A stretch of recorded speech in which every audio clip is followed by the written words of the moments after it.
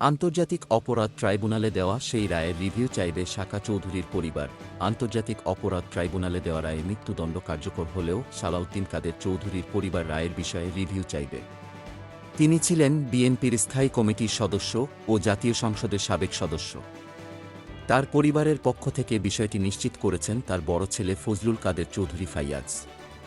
তিনি বলেন, আমার বাবা সালাউদ্দিন কাদের চৌধুরীকে ক্যাঙ্গারু কোর্টে মৃত্যুদণ্ডের রায় দিয়ে ফাঁসি কার্যকর করেছে।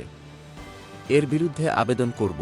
2015 সালের 22 নভেম্বর রাতে মানবতাবিরোধী অপরাধের দায়ে সালাউদ্দিন কাদের চৌধুরীর মৃত্যুদণ্ড কার্যকর হয়।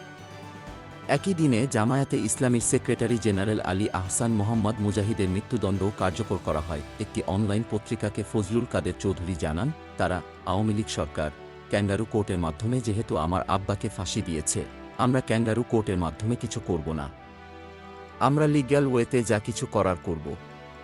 ফাঁসির রায় ও দণ্ড নিয়ে আমরা অবশ্যই আইনগত রিভিউতে যাব। সুপ্রিম কোর্টের আপিল বিভাগে বিষয়টি উঠাবেন কিনা তা এখনও ঠিক করা হয়নি জানিয়ে ফাইয়াজ বলেন, আমরা নিজেরা কাজ শুরু করেছি, সহসায় একটা সিদ্ধান্তে যাব। কিভাবে করলে ভালো হয় তা নিয়েও বিশেষজ্ঞরা কাজ করছেন বলে জানান তিনি। ডেস্ক রিপোর্ট, বিই নিউজ।